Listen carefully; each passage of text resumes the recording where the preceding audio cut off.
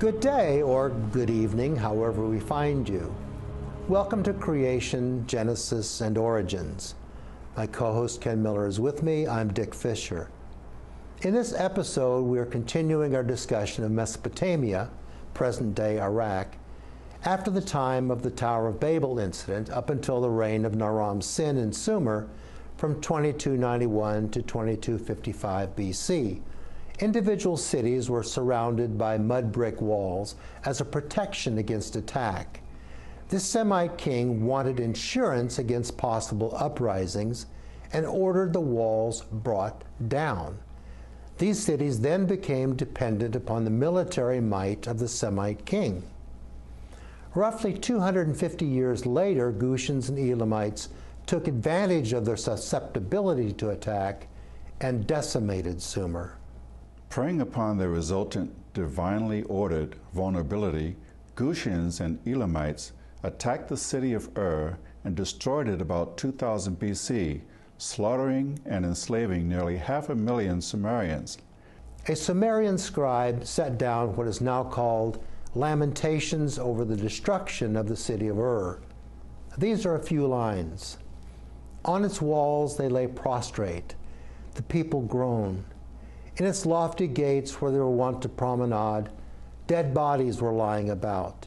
In its boulevards where the feasts were celebrated, they were viciously attacked. The Sumerian scribe further lamented over the temple. In all its streets where they were wont to promenade, dead bodies were lying about. In its places where the festivities of the land took place, the people were ruthlessly laid low. The lofty, unapproachable mountain, Ikisagal, its righteous house by large axes, is devoured. Naming the Gutians and Elamites as defilers of the temple, the scribe spat out his hatred against the destroyers, who made of it 30 shekels. To the Sumerians, 30 shekels signified degraded value, something of great size or worth, treated trivially as if it had little weight or value. Gilgamesh put on a coat 50 minas in weight, but to the mighty king of Erech it was as 30 shekels. What irony that a Sumerian scribe would use a term to describe a horrible act of desecration, a term that reappears 2,000 years later. The life of a slave was set at 30 shekels in Exodus 21:32, indicating its meager value. In Zechariah 11:12-13, the prophet is paid 30 pieces of silver for his work, and he casts them to the potter in the house of the Lord.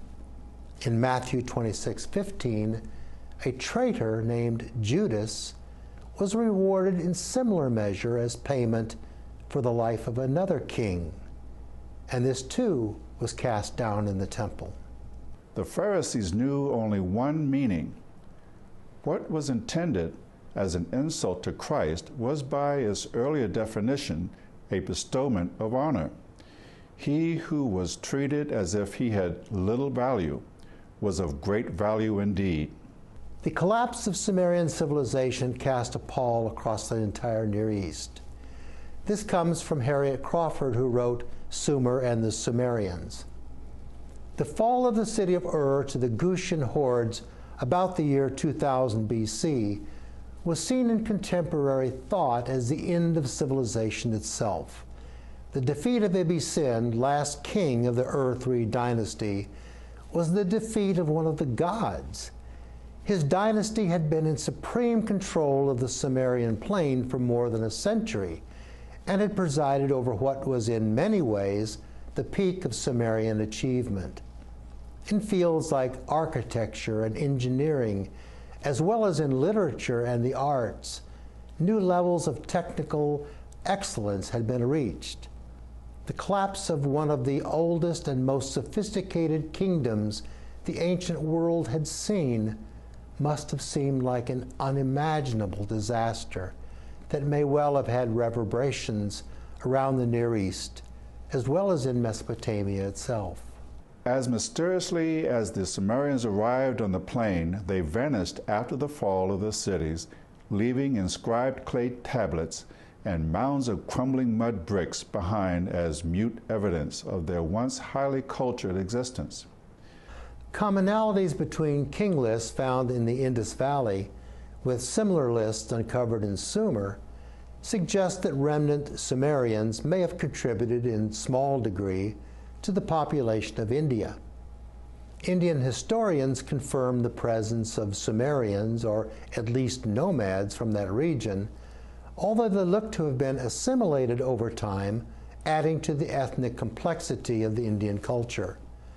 Perhaps some died as slaves, while others disappeared in bands of migrant herdsmen, while still others may have been absorbed into surrounding cultures. After the destruction of Sumer, individual Semite kings struggled to hold on to their respective cities to no avail. Their small bastions of power proved no match for attacking hordes thirsting for spoils that lay just behind the mud brick walls. The last king of Larsa, Rim-Sin, was defeated by the great Babylonian king Hammurabi, bringing an end to the domination of the Mesopotamian region by the Semitic Amorite kings. The date was shortly after 1800 BC. The new kingdom was Babylonia.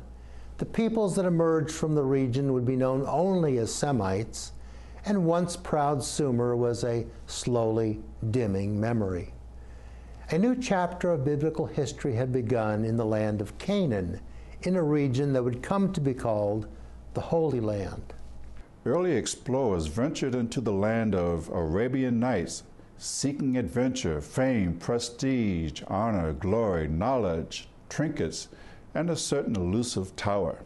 From the latter part of the 16th century AD, three testimonials emerged: that of Railwolf, the adventurous physician of Augsburg, traveling 1573 to 76, one from the Venetian jeweler Balbi, 1579 to 80, and another by a contemporary of Queen Elizabeth I, the English merchant Eldred, 1583, all of whom descended the Euphrates in a boat, landed at Fallujah, and proceeded across Iraq to Baghdad.